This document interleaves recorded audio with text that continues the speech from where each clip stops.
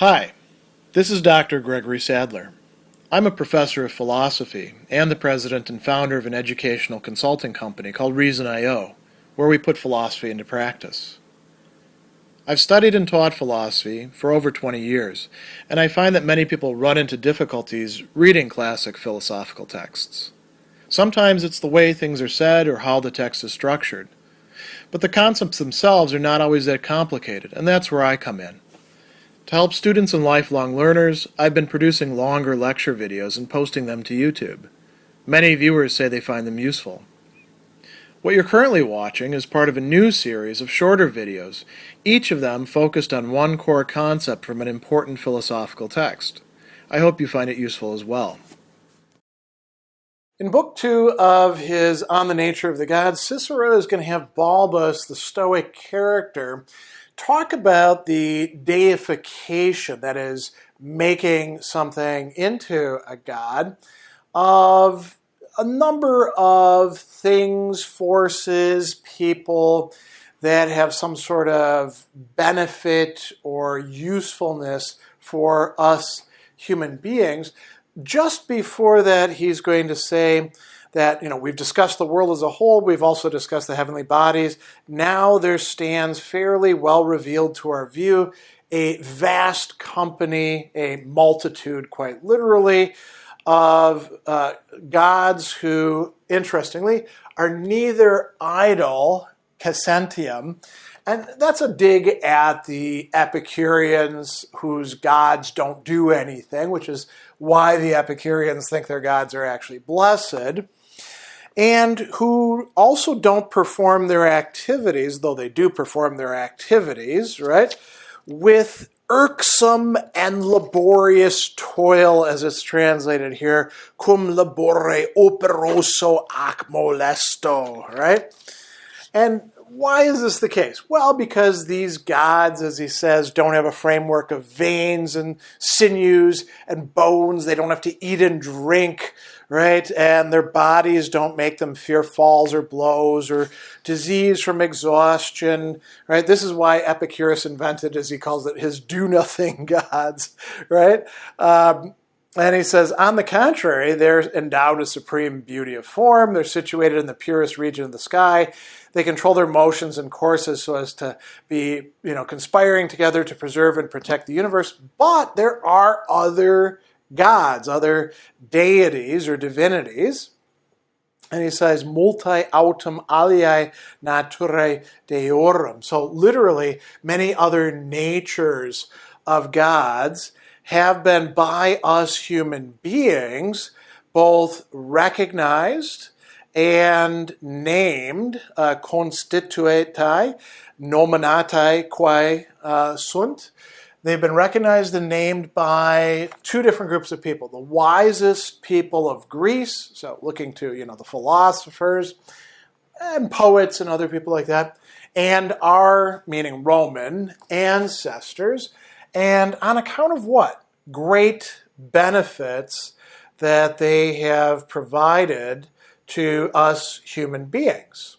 And he says, it was thought that whatever confers great utility or usefulness, helpfulness is another good way to translate it, whatever provides that to human beings is due to the operation of divine benevolence, bonitas, literally goodness, to us human beings.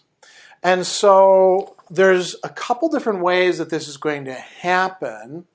One of these, the first one that he talks about, is where a thing that is a useful thing for us, a beneficial thing for us, that comes from a particular god, a particular force, is called by the name of the god. So he brings up, as an example, corn, meaning grain, not the thing that we call corn over here in the United States or maize in other places, as ceres, or wine as liber. So when Terence writes, Terence is a poet, when Ceres and when liber fail, Venus is cold, right? So all sorts of other things. We might have a god of wood, since we use wood for lots of things. We might have a god of metal or a god of fire, whatever it is that we actually find useful. And interestingly, what he's saying here is the opposite of what a lot of people might imagine, where we have the useful thing, and then we kind of extrapolate to the god, and maybe we, give it a special lofty name. He's saying, no, these things actually come from divine forces, and then we give those things names after the divine forces. The second type is where there is some sort of potent force, as he's going to call it, that itself gets designated by some sort of title of divinity, right? Nomenatur Deus. And so what are some examples? Faith, fides, right? Or we could say not just faith, but trust or trustworthiness, confidence, right? That's an important thing for us. When we have it, we prosper. When we don't have it, we're in trouble. Mind, mens, right? That is also very important to us, a very important force. He says we see shrines on the Capitol that have been devoted to them. Faith had previously been deified. We also see a temple of virtue, virtus, right? Restored as the Temple of Honor by Marcus Marcellius, but founded years before by Quintus Maximus in the time of the Ligurian War. And is that all? No, he's got some other examples. Wealth, right? Opus, safety, salutis, concord, concordiae, liberty or freedom, libertas, and victory, victoria, right? Each of these, he says, are so powerful as necessarily to imply divine governance. These were themselves designated as gods. Now, we have to be a little bit careful here, he's going to point out, because people will also deify other things that seem to be strong forces, which, however, are vicious and unnatural, right? So they're not actually good things. And so we don't want to fall into that error. Vitiosarum rerum neque naturalium, right? So what would be examples of that? Well, desire, not all desires, but cupidinis, right? Or pleasure, voluptatis, and interestingly, a certain kind of Aphrodite or Venus, Lubentinae Veneris, right? So we don't want to say that any sort of potent force automatically is going to be divine. Just the good ones, just the ones that are actually beneficial, the ones that are useful to us in certain ways.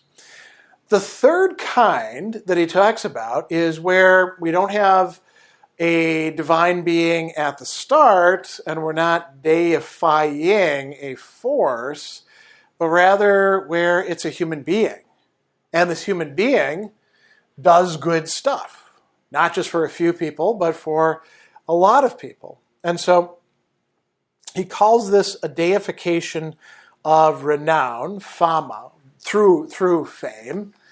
And I'm going to translate it here as choice, although it's also being translated here as gratitude, which I don't think is actually that appropriate. It's voluntate, right? So through voluntas, through will, literally. And so choice, probably a better translation there. So a deification of renown and choice. Of who? Of distinguished benefactors. And it's interesting what he uses there. So, ut beneficis excellentis viros, right? So there was a book that was called The Deeds of Excellent Men, right? Excellentis viros is the term there. And here we're talking about the benefits that these great illustrious people provide. So who would be examples of that? He says, well, this is the origin of Hercules. Hercules, now, put aside any sort of Disney nonsense, garbling up of the story. Who was the mythological Hercules or Heracles? He's this person who did all these great labors, and they were beneficial to human beings, right? He overcame great trials, engaged in struggles. Now, he screwed up a bit as well, right? But he's so good that he sometimes gets called Hercules Soter, Hercules the savior of human beings. So clearly a very important figure. He is deified. He's turned into a god and actually is believed to have ascended to heaven. Castor and Pollux, two other very important deified human beings. The Romans were very impressed with them. The Greeks liked them quite a bit. Asclepius, the god of medicine, is said to be here, originally a human being who provides great benefits to human beings and becomes known as a god. Liber, now not the same Liber, he says, as the one who our ancestors solemnly and devoutly consecrated with Sirius and Libera. But Liber and Libera were so named as Sirius's offspring, right? And then he goes into some other derivations. And he says, this is also the origin of Romulus, who's believed to be the same as Quirinus. So, different name for him. Romulus is the founder of the city of Rome. So these are all quite important, and he concludes by saying, these benefactors were duly deemed divine as being both supremely good, optimi, right, and being immortal because their souls survived and enjoyed eternal life. So we could say there's a certain kind of going beyond their lifetime that is being signified here by this. So these are all ways in which something gets picked out as a god on the basis of being good for us human beings. And if it is genuinely good for us, then Balbus and the Stoics would say it's actually something worth calling a god and giving the appropriate honor and rights to.